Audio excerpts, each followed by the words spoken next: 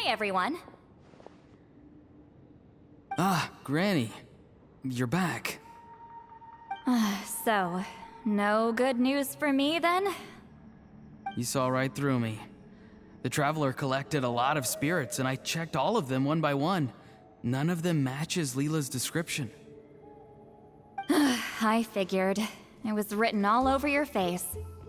It's alright. I didn't exactly have high hopes for the needle in a haystack approach anyway. Leela's condition is still stable, but we're not really getting anywhere. Well, luckily, I made some progress on my end. Leela's parents told me that he made a new friend recently, and apparently he's been out of the house for days at a time. On one occasion, they secretly followed him and saw him and his friend tinkering around with something at a camp.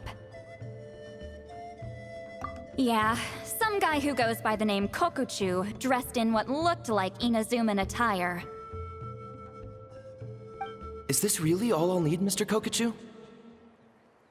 Based on my studies of the ancient texts, hypersensitivity is usually treated with desensitization therapy. So, I figure there's no reason it shouldn't work in reverse.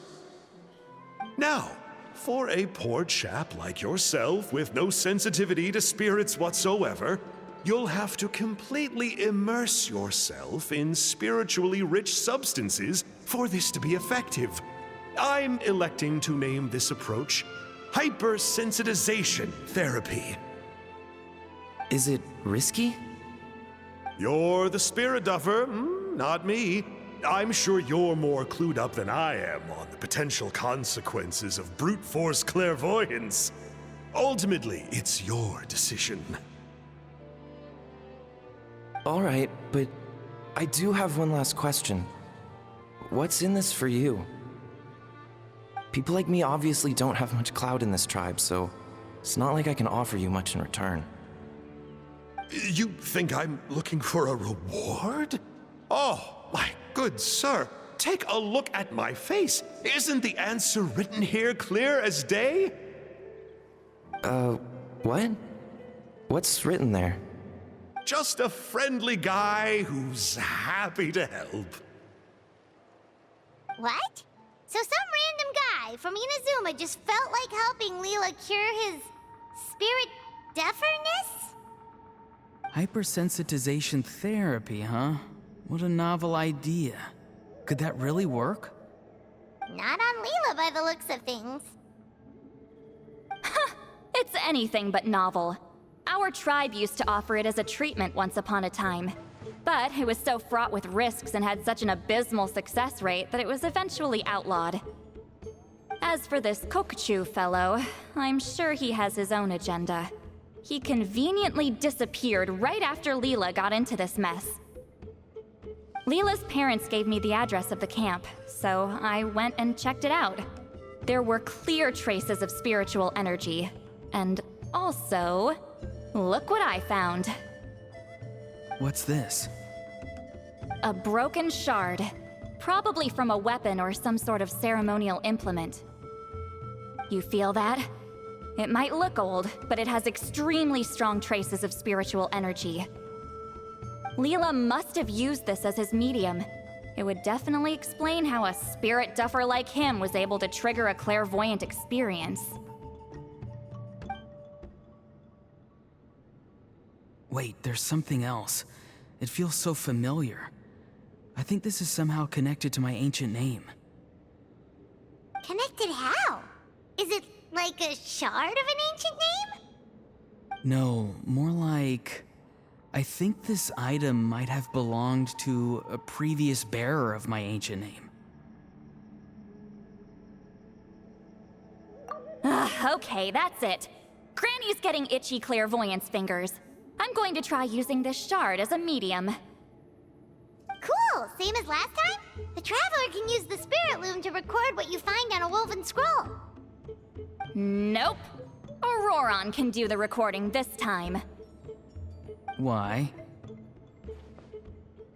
It's a safety measure. You have a better understanding of the spirit domain than the Traveler. If this really is a Sanhaj relic, You'll be better placed to deal with the fallout in the event that something goes wrong. See, Paimon? Told you Granny has a soft spot for the Traveler. Look at her not wanting to put her in danger. Meanwhile, I'm just a grandkid, so I'm expendable.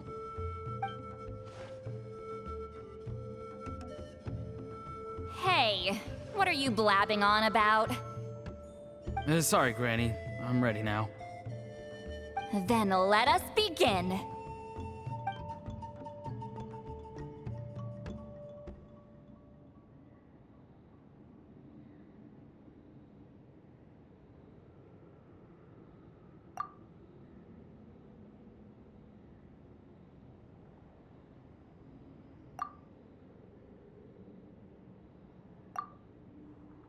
Alright, what's on the scroll this time? Looks like a broken bow covered in flames. Hey, don't you think one of the pieces looks just like this shard? You're right! It seems to be from the body of the bow. I saw a bow just like this in one of Granny's scrolls. Yes, it's the weapon Sanhaj used in the Battle of the Mare Jivari. I guess that proves it. This shard is a bona fide Sanhaj relic. Good old Sanhaj. The relic's spiritual energy was fluctuating very strongly, but I wasn't in any danger at all. The Traveler probably would have been fine as well. Now that's a true hero, huh? Generations later and the stuff he used to own is helping to treat spirit duffers. I still think there's more to this story, though. Kokochu must have had his own motives beyond just treating Leela's condition. Well, okay, we saw the full bow just now, right? Maybe he wanted to see it too, so he could track down the other pieces. I don't know if he'd have anything to gain by doing that. Even if they're Sanhaj relics, I still doubt he'd have much use for a broken bow. Also, why use a spirit duffer in that case? You're basically setting yourself up for failure. Huh?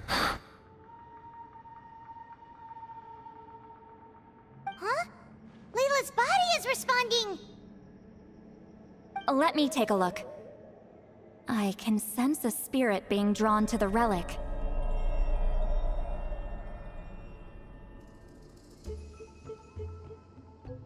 Looks like Granny's plan is working. Leela's spirit is being drawn to the bait. In that case, let me try again. This time using both Leela's body and the shard as mediums. You can do it, Granny. I'm ready to go too. You got the itch too, huh? Plus, Auroron went last time. It's only fair to take it in turns. Fine by me. We know it's safe now, so you shouldn't have any problems.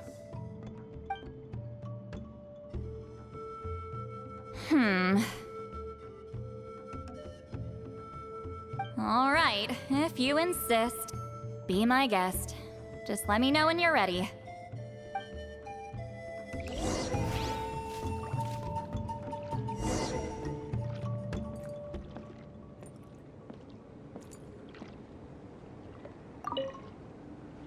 You ready? All right, here goes.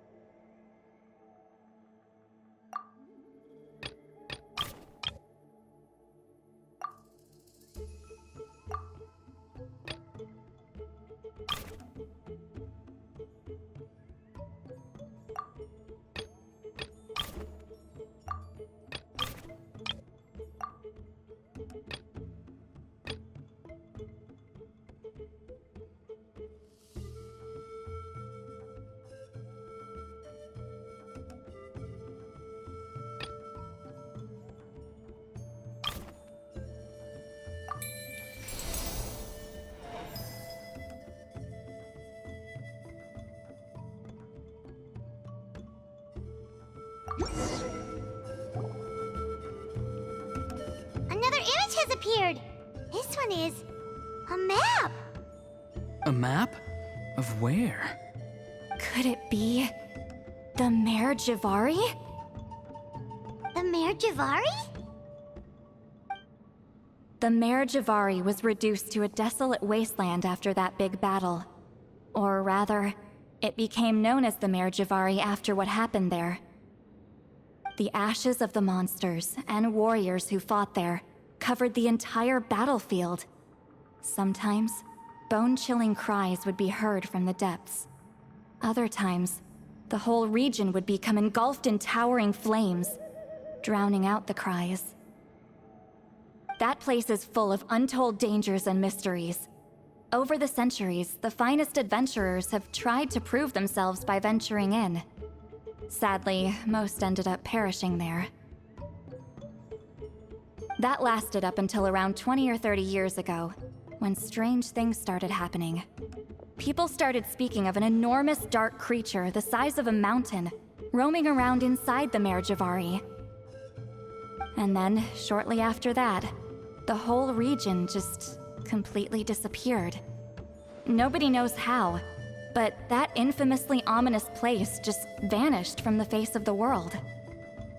What? How the heck? I know, right? Anyway, if I'm not mistaken, the place indicated on this map is where it used to be before it disappeared. At the westernmost part of Natlan. It's a very remote location, far away from any of the tribes. There never used to be a settlement there, but there's more people since the Mare Jivari disappeared. Anyway, that's just what I've heard.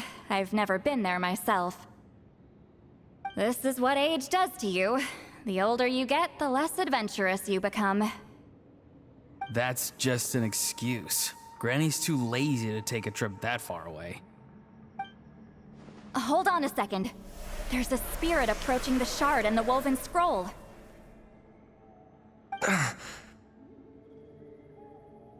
Oh, Leela's body is responding again! Quite a strong reaction this time.